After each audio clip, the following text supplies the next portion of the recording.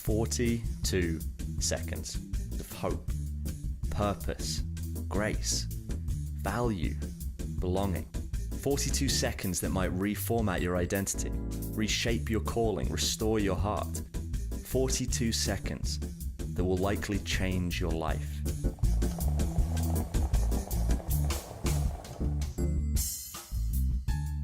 Feels like we're in some sort of jazz bar, doesn't it? Good morning. It's good to see you again this morning. So we continue our series now about Jesus conversations, and the fact that Jesus conversations, when you average them out throughout the Gospels, roughly are about 42 seconds long. Life-changing moments of impact, moments that adjust your trajectory, that change everything that you're doing, are 42 seconds long. So as we kind of wrestle this series, we're thinking about, well, what is Jesus saying in some of these conversations? Some of these moments where we hear Jesus speak in the first person, how do these moments perhaps affect us today? I saw a picture this week, and it just kind of affected my sense of humor. Hipster Jesus. He loved you before you were cool.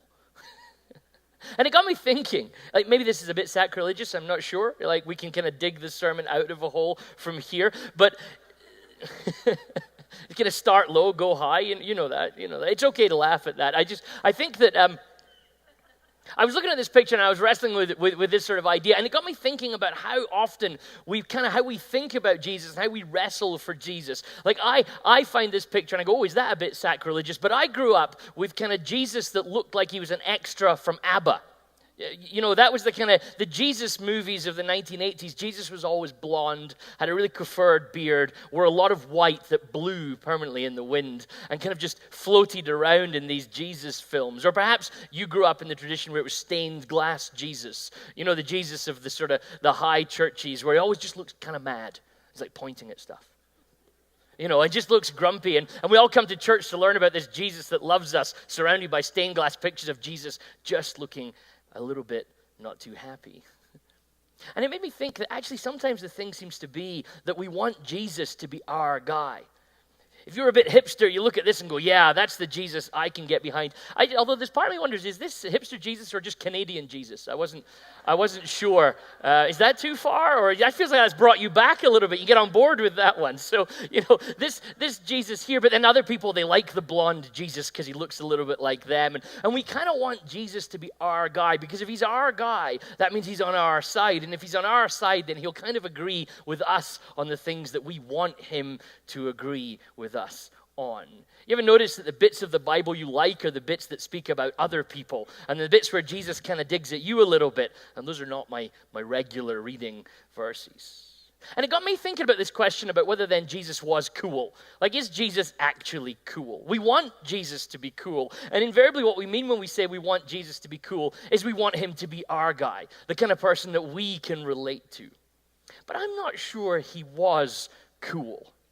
Like, he wasn't popular with the popular folks.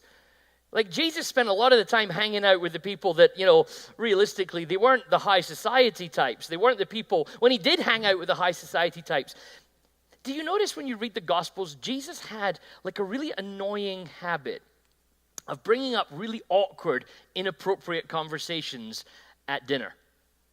Like, somebody invites Jesus to their house, and they kind of make a little bit of a social faux pas. They forget to kind of clean his feet, which was a big deal in those days, And like, you've been in that sort of situation. You arrive in someone's house, and they don't take your coat, so you're sat throughout supper with your jacket on, going, well, like, hey, you didn't take it, so I'm just gonna keep wearing it. But you don't mention it, right? That's the conversation for the drive home.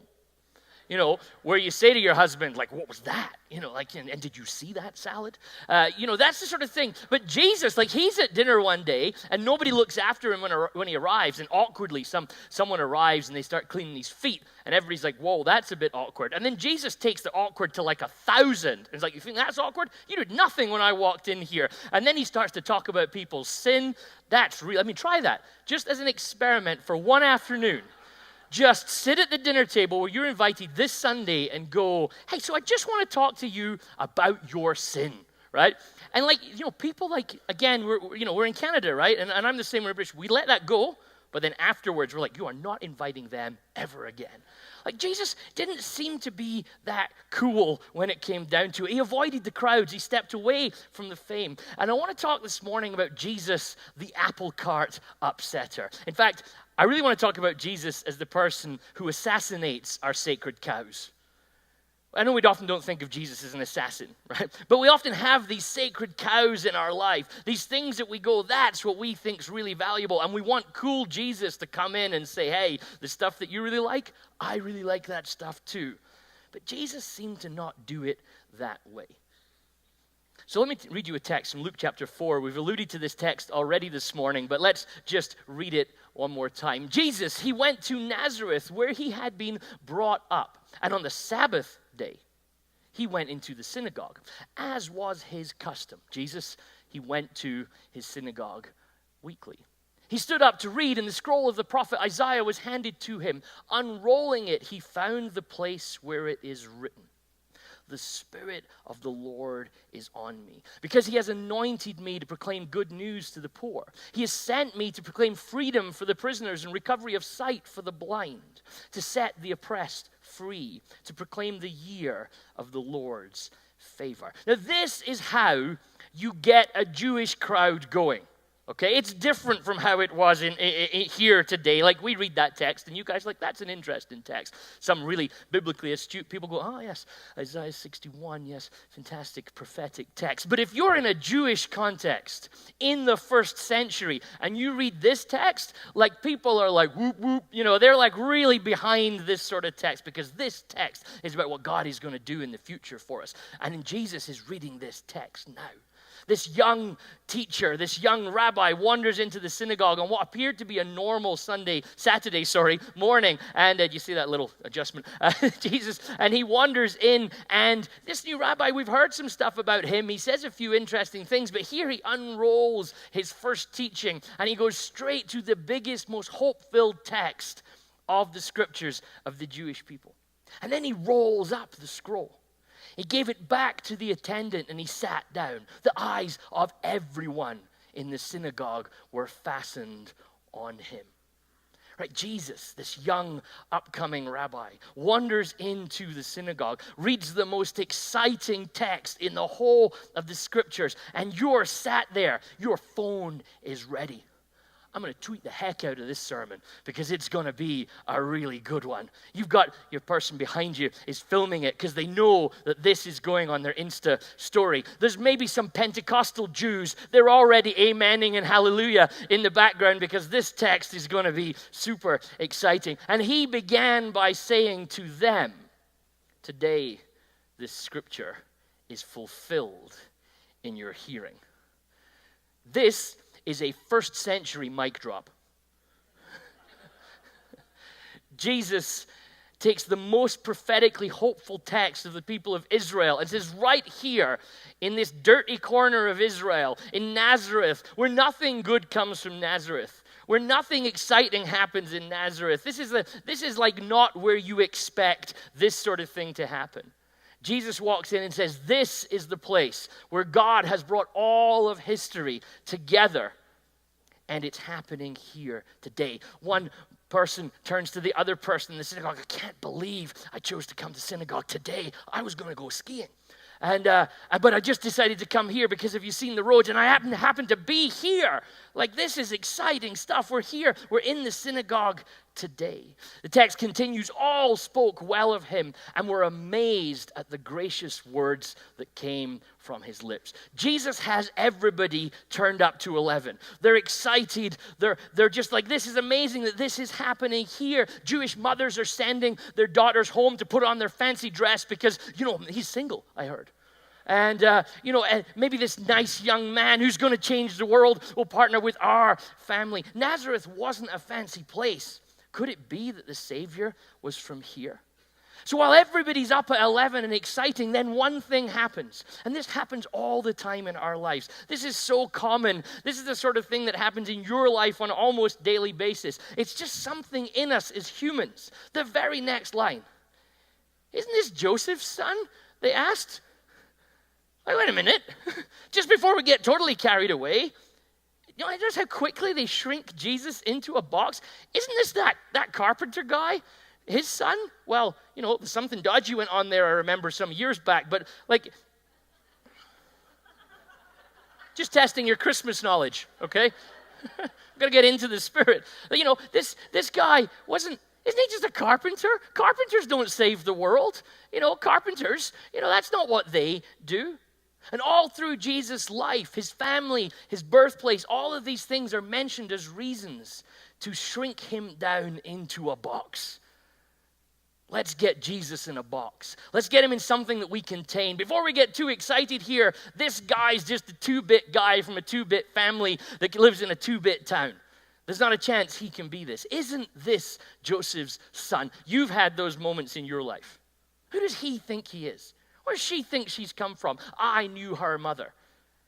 And we sort of have these moments where something about us as humans, we want to shrink people down into those boxes. But let me say this. Jesus does not like being in a box. The best and newest tomb in Jerusalem managed 3 days. It's an Easter joke for you. You see, Christmas, Easter, okay?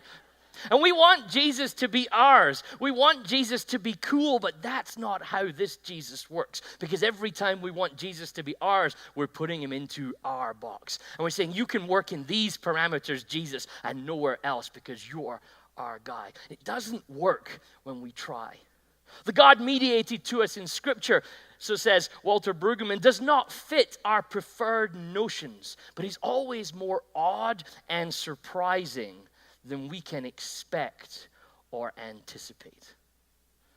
The text continues. Truly, I tell you, Jesus continues, no prophet is accepted in his hometown. I assure you that there were many widows in Israel in Elijah's time. Now, the thing about this here, so Jesus has got everybody up to 11, right? And then somebody goes, hey, wait a minute, this is Joseph's son. So how are you going to recover this? We need to get everybody, it's dipping here. We're going to 7. How do we get them back up to 11? This is not on Jesus' radar, apparently. Because Jesus decides to mention Elijah to him. Now, Elijah is like the Brad Pitt of prophets in Israel, right? Like he's good looking, like he does those blockbuster moments, but he also does those kind of hipster independent political films that everybody likes, you know, so like everybody loves Brad Pitt, right?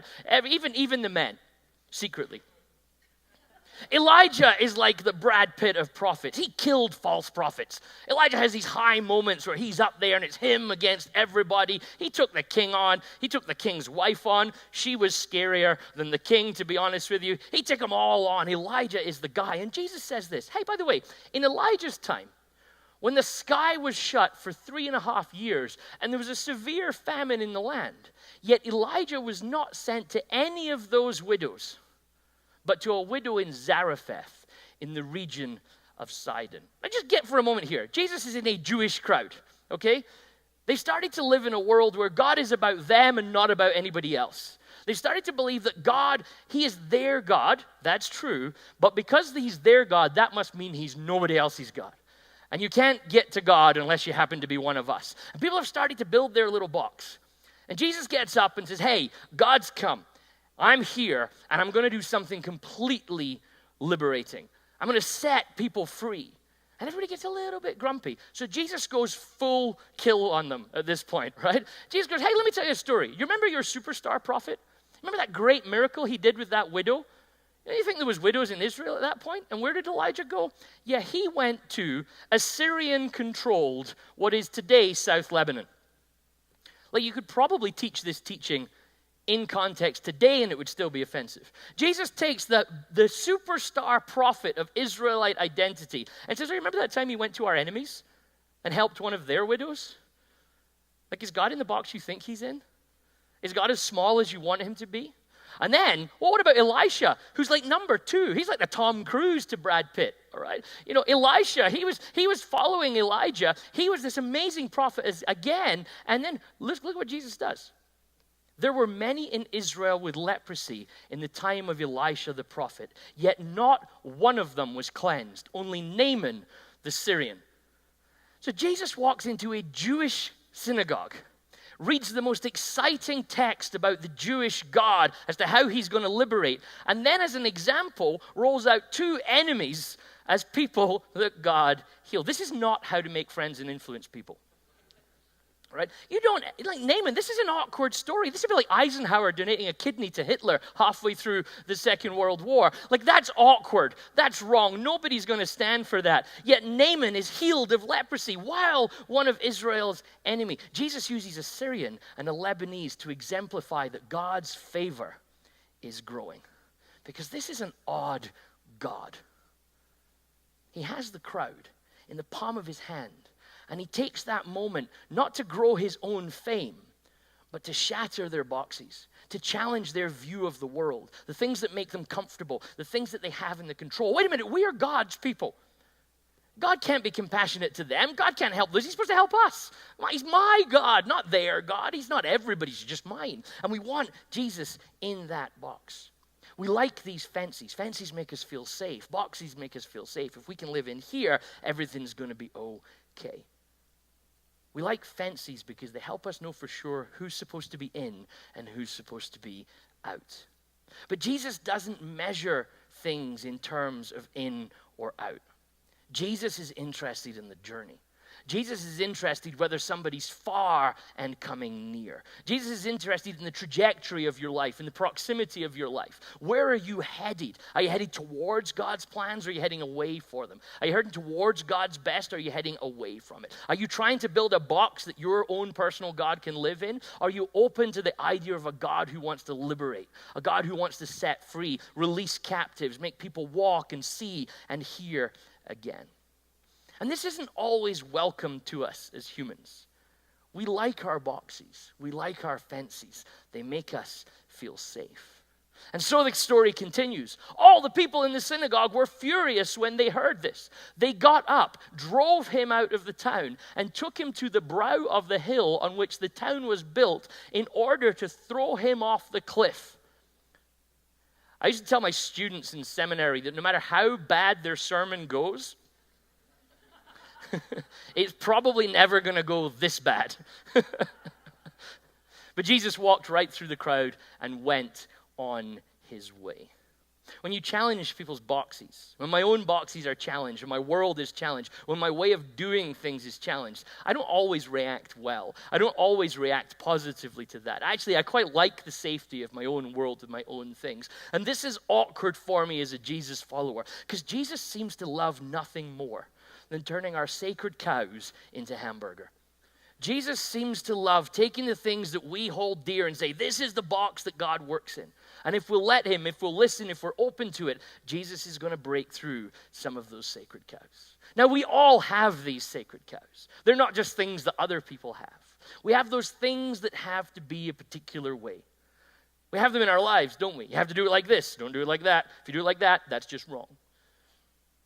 But strangely, we get really fixed on sacred cows in church. We change everything in our daily lives. We mix things up regularly in our day-to-day existence, in our communities, in our houses. We change cars regularly. We flip jobs. We move house. We do all of these sort of things. We'll change all over the place. But church, for some reason, the moment we think something's religious, it becomes our job to keep it exactly as it is at the place where I like it the best. Churches start with vision and excitement and a sense of change and a drive of purpose. But then slowly over time, sacred cows start to grow. Things that we just now accept have to be true. It's just the West Side way. And it's just how we do it here, and you can't change that. If you've ever found yourself in an argument with somebody about which songs are better than other songs. You know, I grew up in a church where hymns were better than, we used to call them choruses, which we said with like real disdain. Like if you really want to get close to God, your song has got to be at least 300 years old, okay? And so I think what I learned when growing up, if you wanted to be a Christian songwriter, you would write your songs, put them in a safe, and 300 years later, someone would open up one of your family's wills and go, some songs that now are holy. Holy seem to take 300 years just to really marinate that song in out-of-styleness. And once it was really out of style, then we could be proud of it. We have these sacred cows, you know, like, hey, I came to be part of this church family, but I can't hear anything because there's a baby crying. Great family. We have lists of what pastors can and can't say, things that people can and can't do in church. And what's really worse, beyond the things that we can laugh about, what songs we like, what the pastor's sermon was like, that I sit here every week and don't dare you sit there even though my name's not on it.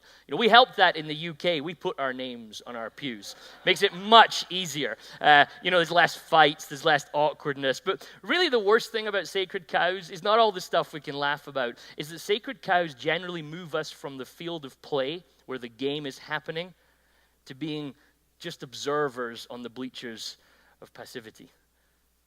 When sacred cows start to grow, we stop acting. When sacred cows start to grow, we stop leaning into what God has to us. And we sit in the synagogue week in, week out going, isn't it great that God's our God? Isn't it great that we're not like them over there? And then one day Jesus turns up with a little sermon that says, maybe God's bigger than we thought he was. Maybe God's passionate about more people than we realized he was passionate about. Maybe God's not just about our personal preferences. I'm like the people in Nazareth. I do want it all my own way. But if we, and I mean we, Westside King's Church, are committed to moving into what God has for us, we got to consider how to make sure that we kill our sacred cows. We're coming up to 25 years old as a community. We started fresh and vibrant and exciting and doing new things, but I promise you, things have grown over those years. Things where we say, that's just how we do it at Westside. That's just the Westside way. You can't do this at our church. You can't do that. And some of those things are probably true. There are things we will never do. Hopefully things that are in the Bible that tell us not to do them. But there are also things where we need to assess, analyze, and change. Do you know what? We're all right with change. There's only 2 or 3 of us have driven into the concrete at the bottom of the drive since they closed the road last week. Like most of us have managed the change. Like I can stay at home for an extra 5 seconds now because the turning's a little closer to my house. It's really, really helpful. Although I have to be honest this morning and say I did drive right the way across the grass because it was snow covered and I didn't quite know where the road was. So I want to say this simply. 3 things. How do we kill our sacred cows? How do you kill the sacred cows in your life? How do we kill them as a church? Because I think that's what Jesus wants us to do. So the first thing is this. Let's not drift from vision. Don't drift from vision. When we start to adjust what God calls us to, when we start to adjust what God asked us to be as a community, when God asks us to be as followers of Jesus, when we start to adjust that, often because it's a little more comfortable, often because we think where we are is good enough, we're always in trouble at that point. Jesus is up a mountain, this incredible transfiguration moment he's close to God, 3 of his disciples are there. It's awesome. They're in the presence of extreme holiness, and Peter says to Jesus, let's build houses here and stay here forever. And Jesus has to have this beautiful moment with Peter in Mark chapter 9 where he says, but this is not where we were called to stay. We got stuff to do. And we often want to live exactly where we are. We often want to live in that particular place because actually it's easy to drift from our vision. The building's full. There's enough kids at Pumpkin Palooza. We have enough Christmas Eve services. All of these things can come along because we can say where we are is good enough. But is God calling us to a vision of good enough? Is God calling us to a vision of where we are right now? Or is there more? Whenever we hear anything from Bobby's announcement just a few minutes ago to changes that we make and things that are going on, there's always that moment in all of our lives. And let me say this, it's as true for staff as it is for anyone that comes to Westside. I like where things are. I know how it works. I still turn up at the wrong times. We've been running 2-3 months now with new services. I still come to church early and go, oh yeah, we don't have that service. We've shifted those things around because I'm addicted to things being the way that they always are. When we announce things to one another as staff, there's always a moment where you're like, am I happy with that change? But God didn't call us to be monuments to where we are right now. He called us into something else. He called us to stick with our vision. The second way to kill sacred cows is to not value the past over the future. God did incredible things for us in the past. Some of the stories you could tell about this journey of Westside as a community, of this church. One of the things I love to hear in my few years that I've been here is when I sit down for a coffee or lunch or supper with somebody that's been here from the start. And they tell me the stories of where it started and incredible things that happened as God brought us to where we are. But how we honor that is not by building monuments to it, but is by pushing on in that story, by valuing what's going on. A pastor that I worked with for about 10 years called Ian Watson had this amazing statement he used to say. He used to say to us as a team in the UK regularly, when your memories outweigh your dreams, you know the end is near. When your memories outweigh your dreams, you know the end is near. And I want to be a community that has great dreams. I want us to look towards the future. I want to look towards the children, the teenagers, the us. What is God going to do in us next week, next month, next year? How are these things going to come together? What's going on in our community that we can be excited about, that we're thankful to where we were and excited about where God is pushing us in the future? And finally, don't be a pew fugitive. Like some of us kind of get stuck in our chairs. You know, I come here every week and I sit here or there. Sometimes we mix it up. My wife and I sit other sides of each other. You know, like we really embrace change. And but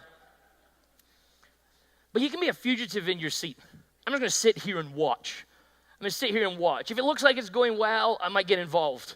If it looks like it's not going to go well, I'm going to do that thing. Well, I was always suspicious about that. It's easy to become a fugitive in the pew, to just become committed to the way things are and let it all happen around about us. I'm going to just sit and hold back with my time, hold back with my finance, hold back with my energy. Because if I invest those things, things might change. Things might be different. We might make some impact. And I'm not sure I'm ready for that just now. And so I want to call us as a community this morning to start sacred cow killing. Metaphorically. Just before you think you've come to one of those churches. In Luke chapter 7, Jesus says this, "Blessed is the one who is not offended by me." I have never seen this as a mission statement for a church, but I think it would be awesome. Blessed is the one who is not offended by me. Jesus seems to know he's probably going to offend you. Jesus seems to be aware of the fact that if you can find yourself in a place of life where Jesus doesn't upset you, you're really blessed. Because the truth is, for most of us, that's not going to be our scenario. Because Jesus is going to say things to us. He's going to talk to us about our energy, talk to us about our sex lives, talk to us about our finances, talk to us about how we behave in public. He's going to talk to us about all of that stuff, and I'm pretty sure some of it's going to be really, really offensive. But blessed are you if you're not offended by me. Lucky if Jesus doesn't upset you. So here's our invitation this morning. Let's barbecue the cow and join the story.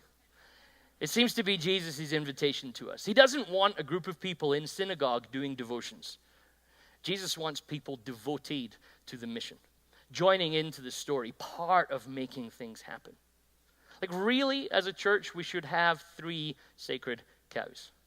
A relentless commitment to reach people with Jesus. Like that's something we should be prepared to fight for. An unwavering devotedness to growing as Jesus followers. That should be something that we never, ever change. And a pursuit of making our world better because of who Jesus is and what God's kingdom is doing. Those 3 things, they should be stuck, written in the concrete, the stone, our multicolored floor, wherever it is. Those things we should be prepared to fight for. Everything else, our attitude should kind of be, well, let's just see what we can do in order to make those 3 things happen better, more effectively. I want to see people find Jesus at Westside. I want to see people grow in the journey of Jesus at Westside. I want to see the area around Westside and the rest of the world impacted because of these things happening. Those should be our sacred cows. Those are the things that we should take really seriously. Next weekend, I'm teaching at the youth road trip. It's going to be a lot of fun. Send your kids. Get them along there with us. But here's a thought I encountered as I was preparing for the teaching that just felt appropriate for us today. Erwin McManus says this: "The tragedy of a life never fully lived is not simply the loss of that one life. The tragedy is the endless number of lives that would have been forever changed if we had chosen to live differently." It's a tragedy when our sacred cows stop us impacting others. It's not just about you. It's not just your life is impacting people all the time. The decisions that you make have huge influence on other people, and our world needs the influence of Jesus. Just this week, I was talking to some people. They were telling me that at the University of Calgary, one of their big concerns at the minute is the alarming and growing number of suicides amongst students. In our university, the numbers are staggering, scary, terrifying. As I drove home in the car, I found myself thinking, goodness, like what world are we living in? that there's something so wrong in our world that these sort of things are happening. And then we turn up every week in church, and we know that Jesus is this incredible hope, this incredible love, this incredible joy. And we don't want to keep that to ourselves, because we need a Jesus who breaks chains, releases captives, sets the blind free, the lame free, the deaf free, because the Spirit of the Lord was upon him. Let us pray. Here's my invitation to you this morning. Take some time in your week, in your life, and sit down and say, what is it that I am finding is holding me back? Where do I find myself in this synagogue in Nazareth when Jesus starts to push into what God is absolutely doing? How do I respond to that? Do I say, thank you, God, that you're a God that wants to set captives free? Or do I want to push Jesus over a cliff? God, guide us, help us, direct us. Spot the sacred cows in our own lives. Help us as a community and a leadership to spot the sacred cows in our church, so that we might be relentlessly committed to the mission that you have called us to be your people for the world. We ask this in your precious name, Jesus. Amen and amen. It's been fantastic to have you with us this morning. May God's grace and peace be with you as you go through your week. Thank you.